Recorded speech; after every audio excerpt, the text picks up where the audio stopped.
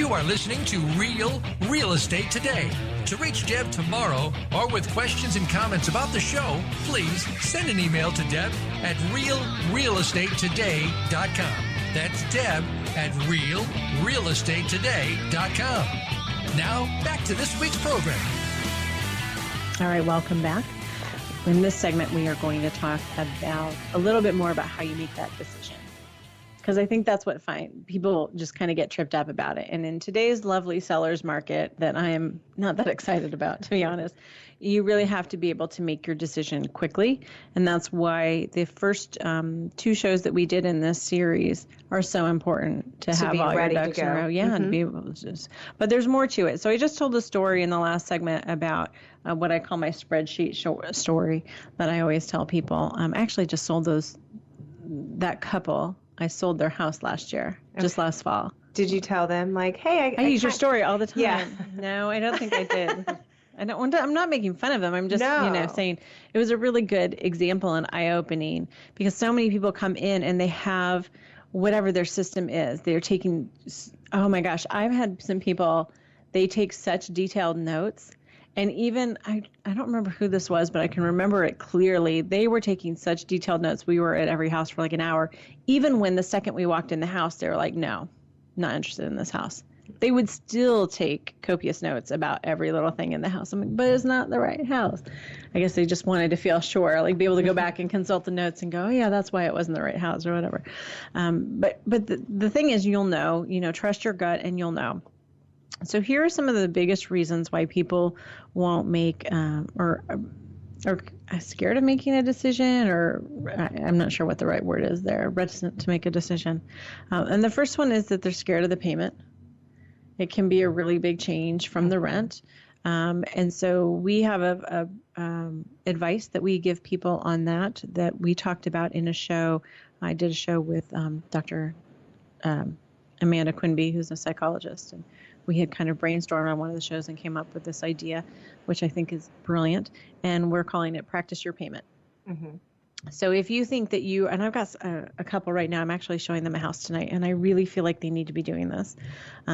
They're renting right now. They're actually tenants of mine. So I know what their rent is, and it's very, very economical rent. I'm a great landlord. Anyways, because, they're saving for a wedding and they're saving for a house. And so they're like, we want to, just live really economically for a while. So that's great. But I know the price range of homes that they're looking at, and it's probably going to be about double what their payment is now. And I fear that they're not going to be satisfied with, what they're looking at, and maybe would really need to spend a little bit more to be satisfied, but they're afraid of what that payment looks like. And so they really should have been, for the past 4 or 5 months at least, been making that payment. So if you think, well, my payment, if I buy a $200,000 house, my payment's going to be $1,200. I'm making that up. I don't know if that's true or not. And so say your rent is $800. Well, take your $1,200, pay your rent out of that for the $800. You have $400 left. Just put it away. Pretend like it doesn't exist, and see how much it changes your life. And I think if you do that for a few months, you'll really build your confidence, and that's really going to help you. I'm telling you, this is the secret. This is going to help you be like, no big deal to buy a house at that price point, because it's not impacting anything else. Yeah. Your way of living. Exactly. So that, I think, is huge if you can do to help you make that decision. Another thing is that people are kind of concerned about the location. And there's a lot of reasons to be concerned about the location. Certainly, some people are like, well, it's not really the school I wanted for my kids or whatever. But a lot of it is just, well, I don't know. I'm not used to living on this side of town. I get a lot of that because in Bloomington, one side of town is much more expensive than the other side of town. And so there are people whose budgets dictate they probably should live on the west side of town because it's just more economical over there. But they've always rented on the east side of town. And so now they're like, gosh, Target's so far away. And I say, well, you have TJ Maxx. That's on the west side, right? That's good. And so that becomes an issue of practice the location is what we say. So kind of the similar concept. So, when you drive to Target, give yourself, instead of, 5 minutes to drive to Target, drive around in circles and take 15 to get to Target or to work or to wherever you go on a regular basis so that you can kind of get a sense of how much does that eat into your day. And it can work on the flip side too, because I've certainly had some people come to me not long, a month or two after they've bought a house. and said, I can't stand this drive. Oh, no. Yeah. That would be rough. Like, I don't want to live out here. I thought I did, but I don't.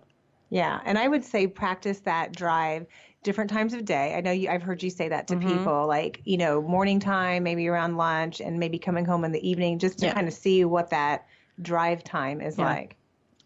Practice not getting pizza delivery. That was sort of ours. Like, we don't get pizza delivery where we are.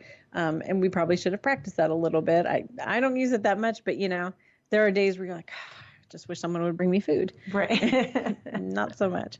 So those, I think, are two things that you can do to really help you be ready to make a decision. Another reason that people are afraid of making a decision is because they're scared of value. And people really get fixated on this. And in today's seller's market, where we're seeing home values go up rapidly, at least for our market, their prices are much higher than they were last year, even for the same homes. People are scared of value and feeling like, what if I overpay? And of course, they've got tons of people in their ear telling them, what's going on in their market. Mm-hmm. So I think we are actually going to go all the way back to the very first step, which is having a really good realtor is going to help you think through that and help you understand value, help you know what listings to study, so that you feel good about the decision you're making in terms of value. And I would also say don't watch HGTV because that skews your whole perception of value. All those crazy. I think most people know that they're not going to be afraid of making decisions because of the color of the kitchen walls, or I don't know. If I ever had a client who didn't make a decision on a house because the appliances weren't stainless steel, I might go a little crazy. Yeah, that's the pet peeve of mine, because look past that and just, make it your own. Right. So how many homes do you need to look at? I've bought two. In my lifetime, I've bought 3 primary residence, lots of rental properties, but 3 properties where I've actually lived. 2 out of the 3, they were the only ones I looked at. So there's no answer to, you must look at least 10 homes. Again, if you trust your gut and you're confident with your decisions because you've sort of done your research, then you're fine.